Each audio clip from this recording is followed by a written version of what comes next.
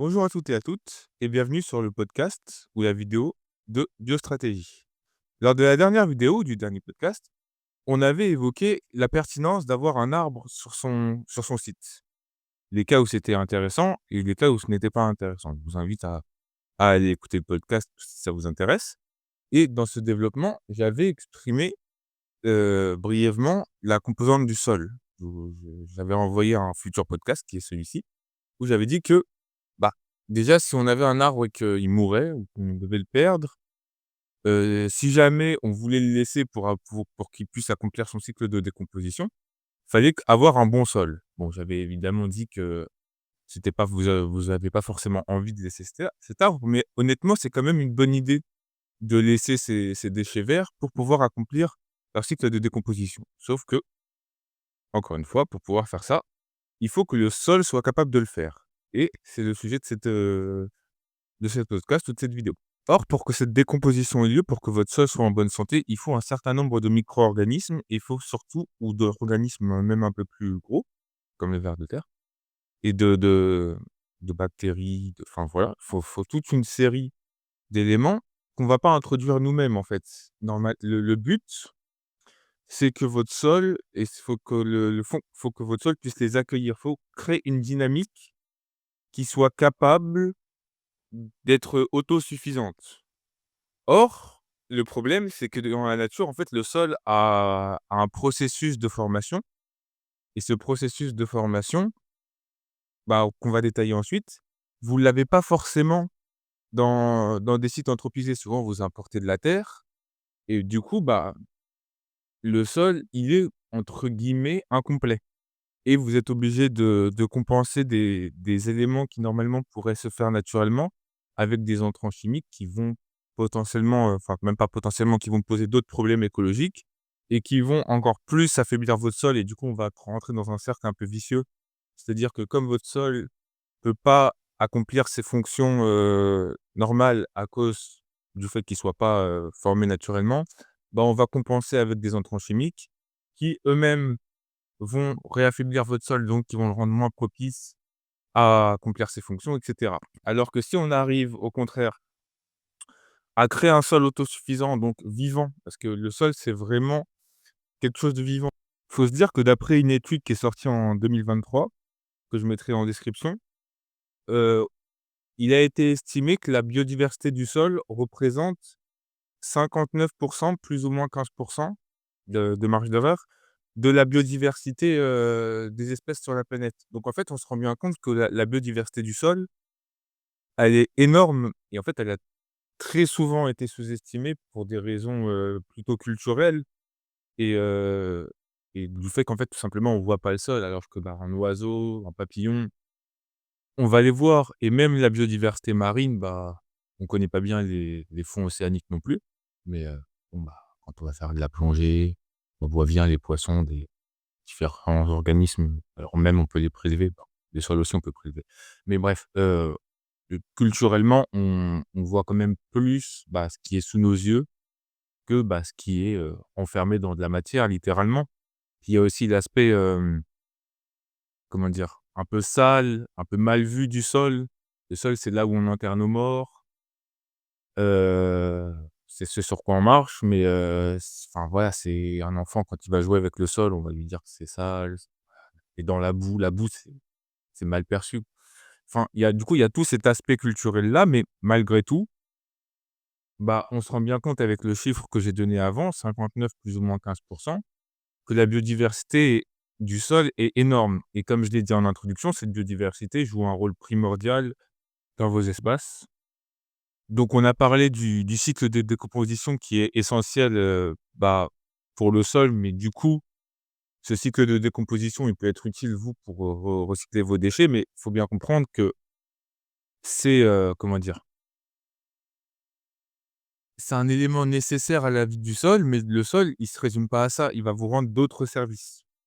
Il va vous rendre des services sur la gestion en eau, sur la ouais, sur le maintien de l'eau, sur la lutte contre les pathogènes. Il va permettre à certaines espèces d'émerger et j'avais parlé de dynamique tout à l'heure et c'est vraiment un terme qu'il faut que vous reteniez qui est important, c'est que on ne raisonnera jamais par une espèce. C'est pour ça que je disais que c'est pas des espèces qui forcément on va introduire. On va toujours raisonner en termes de dynamique. Encore une fois, la vidéo des arbres, mais on avait expliqué que, bah et ça paraît plus logique pour les arbres. Bon, c'est logique pour le sol aussi, mais je pense que c'est plus connu pour les arbres, qu'une essence, elle va être liée à un milieu et bah, du coup, le milieu, ça comprend aussi le sol et ça comprend ses caractéristiques physiques et physico-chimiques, mais ça comprend aussi ces organismes et les organismes du sol eux-mêmes vont dépendre de l'essence, des essences végétales qu'on va avoir et des autres organismes du sol qui seront présents. Et du coup, en fait, votre sol, il faudra que sa dynamique soit cohérente entre elles, enfin cohérente avec elle-même, je veux dire et avec les comment dire? Les essences que vous voudrez avoir parce que vous, votre objectif souvent en tant que gestionnaire d'espace ou concepteur ou toute personne du coup qui va intervenir sur, un espace, anthropisé avec, la biodiversité comme on l'a dit, avant. Enfin dans le podcast de présentation, je veux dire. C'est d'avoir un sol qui serve votre espace et donc souvent vos espèces végétales qui elles-mêmes servent, d'autres intérêts. Mais du coup, il faudra que ce sol-là soit pertinent avec tous vos intérêts à la fois, paysagers, économiques et et avec ceux de la biodiversité. La bonne nouvelle, c'est que souvent ça va de pair. Comme on l'a vu en introduction, si vous avez un bon sol, vous aurez moins besoin de mettre d'entrants chimiques. Souvent les entrants chimiques, vous les payez et même, vous aurez un meilleur management de l'eau, vous aurez plus de rétention d'eau. Donc, aussi bien pour la pression sur les réserves en eau que sur votre porte-monnaie, ce sera toujours plus intéressant. Mais du coup, comme je l'ai dit, faut cette dynamique-là, elle est assez compliquée à instaurer parce que dans la nature, elle arrive justement naturellement et le sol, c'est le point de départ du milieu, en fait. Là où dans des environnements, plus artificiels, on sait déjà ce qu'on veut faire et le sol, c'est un peu un comment dire? Une variable, pas d'ajustement, mais plus secondaire. Alors que dans la nature, en fait, le sol, c'est vraiment c'est la première chose qui va se former et ensuite le reste va venir s'y implanter. Donc je vous avais promis de vous expliquer comment dans la nature le sol se formait. Je pense que c'est le moment de tenir ma promesse. Donc dans la nature, tout part d'une roche mère, qui aura une certaine composition. Là, on parle vraiment de roches, minérales, j'ai tapé sur un truc, mais le micro est pas à côté, mais en gros, un truc dur, quoi et à ce moment-là, on va déjà commencer à avoir de la colonisation par une certaine, matière organique et la roche, en fait, va se décomposer à la fois du fait de la matière organique que des composés, mécaniques et chimiques, donc érosion, tout ça et donc à partir de là, on va avoir un agrégat de matière minérale qui aura, une certaine composition chimique. La matière organique dont on avait parlé va dégrader la matière organique, morte par de la matière organique vivante et ça va former de l'humus. Cet humus mélangé à l'agrégat de matière, minérale dont on a parlé juste avant formera un mélange agrégat du sol. Or, il sera lui-même, stabilisé par la matière organique dont on a parlé avant, qui sera souvent végétale, qui aura donc des racines qui commencera à stabiliser cet agrégat. Cet agrégat, se différenciera ensuite en horizons. Donc l'horizon haut où se trouve la matière organique morte, la A où se trouve un mix de matière organique et de matière minérale, la B où s'accumule de la matière organique en profondeur et la C où on a encore de la roche mère qui est en train d'être altérée. Et donc on se rend bien compte ici que espèces végétales et formation minérale interagissent littéralement entre elles pour former le sol.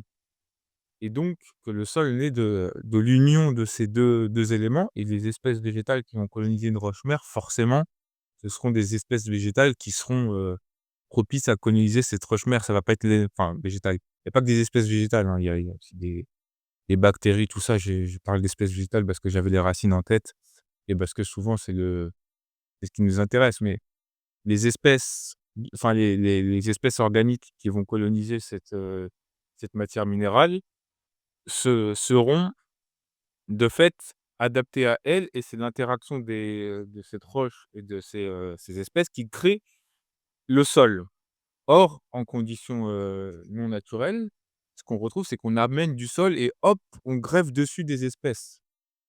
On se rend bien compte qu'on perd toute une richesse et toute, on revient à ce fameux mot, une dynamique là-dedans. Donc évidemment, on va pas pouvoir, prendre une roche sur un site et hop, commencer à faire en sorte qu'elle se dégrade parce que les échelles de temps sont trop grandes, hein, clairement, c'est pas possible. C'est enfin la formation des sols, c'est sur des années, enfin voire des centaines d'années, voire des milliers d'années. On n'a pas le temps de faire ça pour un projet. Alors je pense qu'on sera tous d'accord là-dessus. Mais du coup, il faudra commencer à réfléchir par rapport au site, par rapport à vos besoins, par rapport aux espèces qui sont présentes pour essayer de la réinstaurer d'une autre manière. Et pour ça, bah, il y a pas forcément de solution unique, générale, applicable, partout. Ça va passer par une connaissance et une compréhension du site et une solution adaptée, en fonction du site. Et donc, bah, c'est vraiment du cas par cas. Ça passe vraiment par une phase d'étude, au préalable, comprendre et ensuite, une fois qu'on aura compris, trouver les manières les plus simples. Même si quand même il y a des bah, il y a des trucs un peu classiques à faire. Donc, j'en parlais au début, mais éviter tout ce qui est entrant chimique, parce que ça va tuer la biodiversité du sol. Essayer de laisser se dégrader, alors pas forcément des gros déchets parce que, ça peut être chiant, mais même si des fois des gros déchets, des grosses branches, ça peut aussi servir de refuge pour des comment dire? Des espèces aériennes et puis quand elles vont se dégrader, mais encore faut-il qu'elles puissent se dégrader, mais si on donne déjà, si on alimente un peu, on pourra commencer à permettre à certaines, espèces du sol, essentielles de s'installer. Mais voilà, quand même pour vraiment être efficace, va falloir, s'intéresser au site et là, je pourrais pas vous donner une solution générale, dans ce podcast malheureusement. Donc si ça vous a motivé à vous intéresser au sol, bah, je vous invite à prendre contact avec moi. Voilà, on arrive, à la fin de ce podcast ou de cette vidéo. Je vous laisse, laisser un commentaire ou liker ou noter si ça vous a plu et je vous dis à la prochaine fois.